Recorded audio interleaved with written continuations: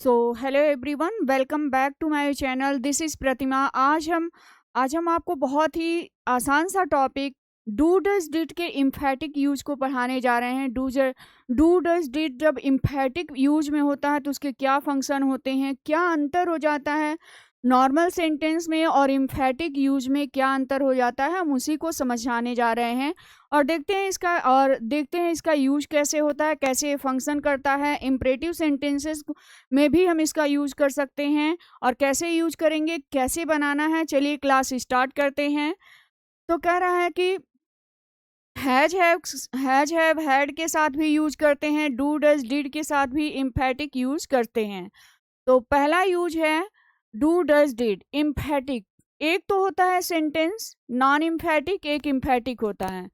तो कह रहा है कि अगर हम किसी बात को प्रेशर देना चाह रहे हैं, अगर किसी बात पे हम प्रेशर देना चाह रहे हैं, तो प्रेशर दिखाने के लिए या स्ट्रांग फीलिंग को व्यक्त करना चाहते हैं, तो हम do does did main verb से पहले जो है हम डू डज डिड का यूज करेंगे। अगर प्रेजेंट टेंस है तो डू डज का यूज करेंगे, और अगर यही पास्ट है तो पास्ट में डिड का यूज करेंगे। डिड का जैसे इसका फंक्शन कैसे होगा, सब्जेक्ट तो लाएंगे ही, डू डज डिड पहले आ जाएगा और उसके बाद मेन वर्ब आ जाएगा, फिर ऑब्जेक्ट आ जाएगा। तो सब्जेक्ट डू डज डिड और उसके बाद मेन वर्ब आ जाएगा, डू डज डिड और उसके बाद मेन वर्ब आ जाएगा, उसके बाद ऑब्जेक्ट आ जाएगा। और जैसे आपने देखा होगा, लोग कहते हैं ना कि अरे मैं पढ़ता तो हूँ, मैं खाता तो हूँ, मैं करता तो हूँ, लेकिन पता नहीं ये मुझ पे वर्क क्यों नहीं कर रहा। तो इस तरह के सेंटेंस आप सुने होंगे, अरे यार मैं पढ़ता तो हूँ, मैं सोचता तो हूँ, मैं काम करने से पहले सोचता तो हूँ, लेकिन पता नहीं क्यों गलत हो जाता है।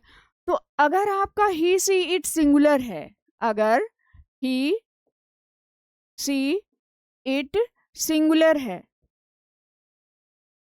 है तो आप डज का यूज करेंगे, मेन वर्ब से पहले डज का यूज करेंगे। और अगर आपका वी यू दे प्लूरल है, वी यू दे प्लूरल है, तो आप डू का यूज करेंगे। यानी कि ही सी इट अगर सिंगुलर नंबर है तो डज का यूज करेंगे, और वी यू दे प्लूरल है तो डू का यूज करेंगे। लेकिन अगर यही आपका पास्ट में है तो पास्ट में आपको सिंगुलर और प्लूरल नहीं देखना है, इसमें आप सीधे क्या कर देंगे, डिड का यूज कर देंगे और कुछ नहीं हो जाएगा। जैसे आपने देखा है, यहाँ पे मैंने दोनों एग्जाम्पल दिए हैं कि दोनों में आप अंतर समझ पाए कि दोनों में अंतर क्या होता है। एक नॉर्मल सेंटेंस यानी कि नॉन इम्फैटिक मैंने लिखा है और एक इम्फैटिक लिखा है। तो इम्फैटिक मतलब प्रेशर देने के लिए, किसी बात को प्रेशर देने के लिए, फीलिंग पे अगर आप प्रेशर दे रहे हैं तो उसके लिए भी यूज किया जाता है। जैसे you read a good book, तुम अच्छी बुक पढ़ते हो, प्रेजेंट इंडेफिनिट टेंस का है। You read a good book, तुम अच्छी बुक पढ़ते हो। और इसी को मैंने कह दिया you do read a good book, तुम अच्छी किताब पढ़ते तो हो। अब सेंस क्या आ गया, तो हो, तुम अच्छी किताब पढ़ते तो हो, फिर नंबर क्यों नहीं आते। आपने ऐसे सुना होगा ये सेंटेंसेस, वी वॉच मूवी, हम मूवी देखते हैं। सामान्य सेंटेंस हो गया, इसमें कोई वो नहीं है, ये मेन वर्ब हो गया, ये आपका ऑब्जेक्ट हो गया। और इसी के पहले आपका मेन वर्ब से पहले क्या आ गया, डू आ गया। तो वी डू वॉच मूवी, हम मूवी देखते तो हैं। शी कुक्स फूड, वह खाना पकाती है। सिंपल प्रेजेंट इंडेफिनिट का है, वह खाना पकाती है।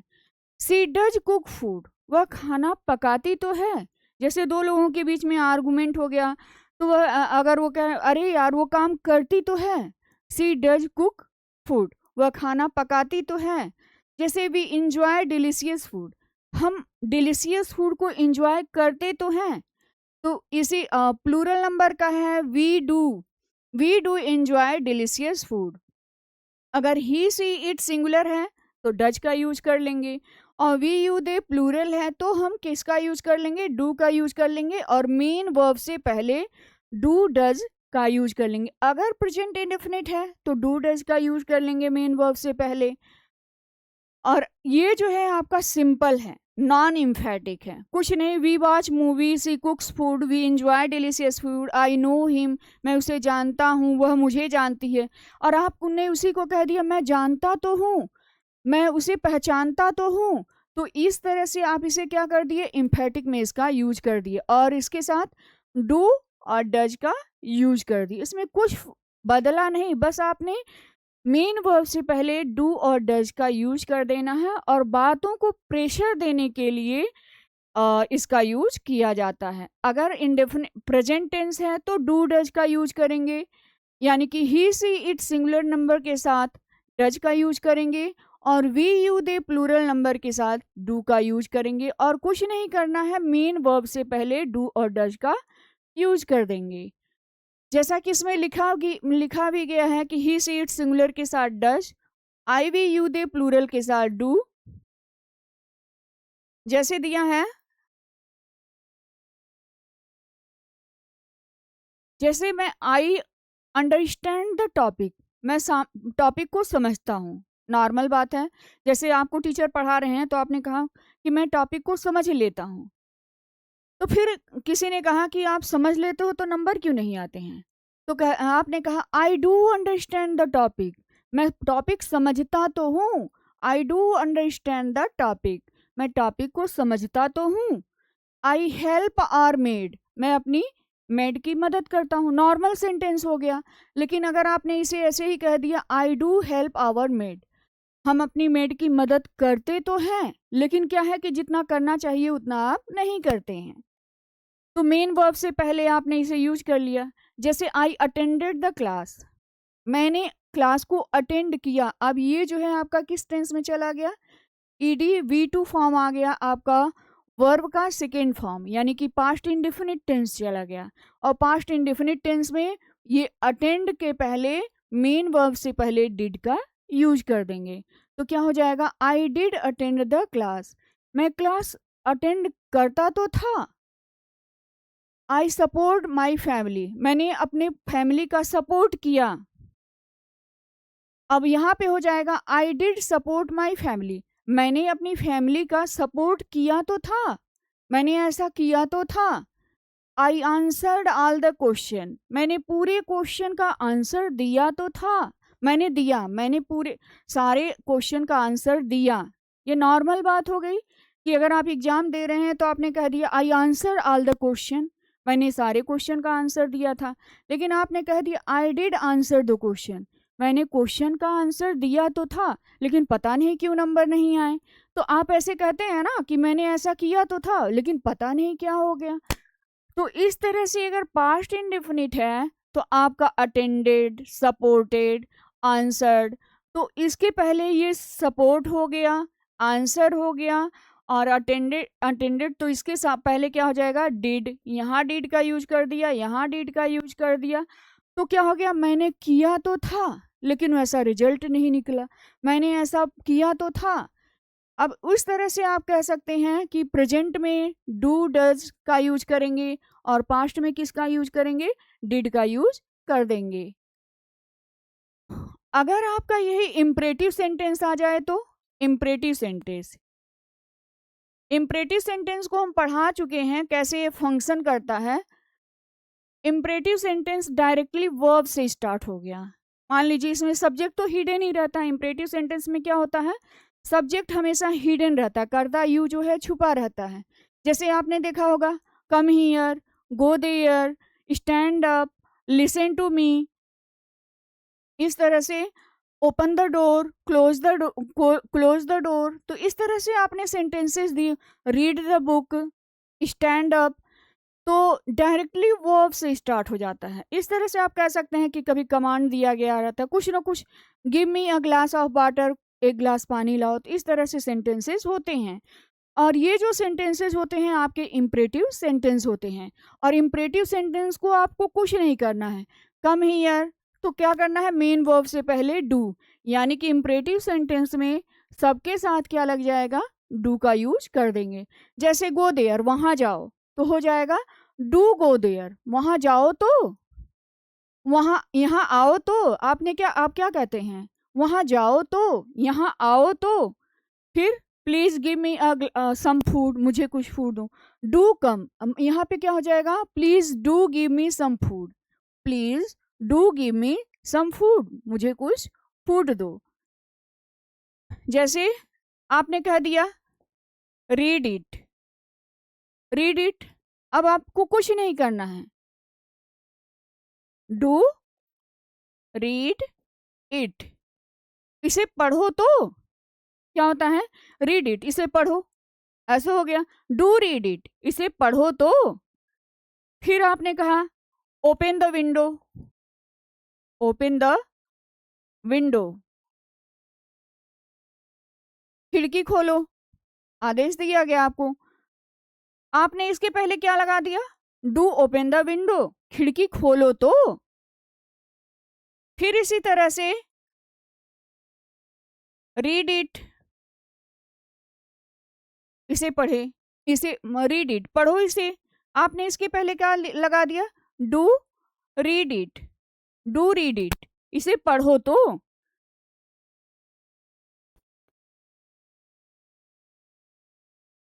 Change the book, change the book, अब आप इसके पहले क्या लगा देंगे, कुछ नहीं करना है, डू चेंज द बुक, इस बुक को चेंज करो तो। जैसे आपने कहा bring me a glass of water, glass of water, यहां से इसको अलग कर लेंगे। कभी कभी क्या होता है, आप किसी से कहते हैं और वो आपकी बात नहीं सुनता है, तो आप क्या कहते हैं, एक गिलास पानी लाना, वो नहीं सुना, अरे लाओ तो क्या कह देंगे, do bring a glass of water, कुछ नहीं करना है आपको, क्या करेंगे, मेन वर्ब से पहले इसे डू को लगा देंगे। लेकिन एक चीज है, इंपरेटिव सेंटेंस में सबके साथ आप डू ही का यूज करेंगे, मेन वर्ब से पहले क्या यूज कर देंगे, डू का यूज कर देंगे। इंपरेटिव सेंटेंसेस के मैंने बहुत सारे यूजेज पढ़ाए हैं, आप उसे चाहें तो पढ़ सकते हैं। अगला एम्फेटिक का यूज जो है, हैज हैव हैड के साथ कैसे यूज करते हैं, हम आपको उसी के बारे में बताने जा रहे हैं। यानी कि प्रेजेंट में रहेगा, तो प्रेजेंट में रहेगा तो डू डज डिड आ जाएगा, क्या आ जाएगा, डू डज डिड और हैव आ जाएगा। प्रेजेंट, अगर प्रेजेंट में है तो डू डज डिड आया, अगर पास्ट में है तो डिड आ जाएगा, उसके बाद हैव लगा देंगे और ऑब्जेक्ट का यूज कर देंगे। जैसे नॉन एम्फेटिक मैंने दोनों आपको एग्जाम्पल दे दिया है कि कैसे यूज करना है, एम्फेटिक में भी और नॉन एम्फेटिक में कैसे यूज करते हैं उसको मैंने आपको सिंपली बता दिया है। जैसे आई हैव अ नोटबुक, मेरे पास नोटबुक है, सिंपल बात है, मेरे पास जो भी चीज़ें आपके पास हैं, जितनी भी चीज़ें हैं, आप ये ज़रूरी नहीं है कि आप नोटबुक की बात करें, घर की बात करें, पैसा की बात करें, रिश्ते की बात करें, जितने भी रिश्ते हैं उसकी बात करें, तो वो सारी चीज़ें आपकी इसमें आ जाएंगी। तो आई हैव ए नोटबुक, अब आई, ही सी इट सिंगुलर नंबर के साथ आपका डज आ जाएगा, ही सी इट सिंगुलर नंबर के साथ क्या आ जाएगा, डज का यूज कर देंगे। और वी यू दे के साथ क्या आ जाएगा, डू का यूज कर देंगे। जैसे कहते हैं कि मेरे पास नोटबुक है, तो उसके बाद आप इसे इम्फेसिस करने के लिए क्या यूज करेंगे, I do have a book, मेरे पास नोटबुक तो है, आप क्या कह दिए, मेरे पास नोटबुक तो है। आई हैव इनफ मनी, मेरे पास काफ़ी पैसे हैं, मेरे पास बहुत सारे पैसे हैं, तो आपने क्या कर दिया, I do have a notebook, मेरे पास क्या है, I do have a notebook, मेरे पास नोटबुक है, आई डू हैव नोटबुक, मेरे पास नोटबुक, मेरे पास पैसे तो हैं। जैसे सी हैज ए पर्स, मेरे पास पर्स है, और इसी के पहले क्या लगा दिया, सी डज हैव अ पर्स, उसके पास पर्स तो है। They have good teaching staff, उनके पास गुड टीचिंग स्टाफ है। अब आपने क्या कर दिया, do have, they do have a teaching staff, उनके पास क्या है, टीचिंग स्टाफ है। He has a grand building, उनके पास ग्रैंड बिल्डिंग है, उनके पास ग्रैंड बिल्डिंग है, तो क्या हो जाएगा, ही डज हैव, उनके पास ग्रैंड बिल्डिंग तो है, यानी कि उनके पास ये चीजें तो हैं। तो इस तरह से आप बातों को क्या कर रहे हैं, प्रेशर देने के लिए इस तरह का यूज उनके पास तो है। यानी कि जो भी चीज आपके पास, I have money, I have money, I have book, I have two sister, I have two friends. तो इस तरह से आप कह सकते हैं, बहुत सारी जितनी भी चीजें हैं आपके पास उसको यूज कर सकते हैं। लेकिन he she it singular number के साथ, अगर he she it singular number रहता है तो आप डज का यूज करेंगे, और we you they plural number रहता है तो डू का यूज आप करेंगे सिंपली। और अगर हम बात करें पास्ट में, तो पास्ट में आपको कुछ नहीं करना है, डिड हैव हो जाएगा। क्या हो जाएगा, डिड हैव। यहाँ पे होगा हैड, जैसे सी हैड अ मोबाइल, उसके पास मोबाइल सेट तो था, सेट था। जैसे दिया है she had a mobile set, उसके पास मोबाइल सेट था। अब आपने उसके पहले क्या यूज कर दिया, डिड का यूज कर दिया। तो she did have a mobile set, उसके पास एक मोबाइल सेट तो था। जैसे I had a big house, मेरे पास बड़ा घर था। तो क्या हो जाएगा, डिड हैव। यहाँ पे ही सी इट सिंगुलर नंबर कुछ नहीं आपको देखना है, बस जनरली यूज कर देना है। I did have a big house, मेरे पास बड़ा घर तो था। आई बॉट अ पेन, मैंने एक पेन खरीदा। मैंने एक सिंपल सी बात है, मैंने एक, I did buy a pen, यहाँ पे वर्ब का फर्स्ट फॉर्म, मैंने एक पेन तो खरीदा। तो इस तरह से आप कह सकते हैं,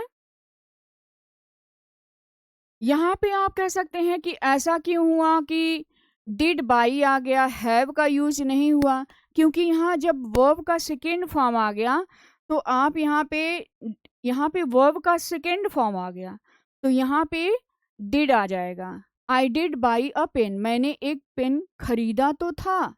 तो इस तरह से आप कह सकते हैं इम्फेटिक के ऐसा नहीं है कि इतने ही यूजेज हैं, बहुत सारे यूजेज हैं। बस आपको क्या करना है कि मेन वर्ब से पहले आपको यूज करना है, मेन वर्ब से पहले डू डज डिड का यूज करना है, और इसका यूज आपको करना है। अगर आपको ये वीडियो अच्छी लगी हो तो, और इसी तरह के सेशन चाहते हैं तो please like share and subscribe.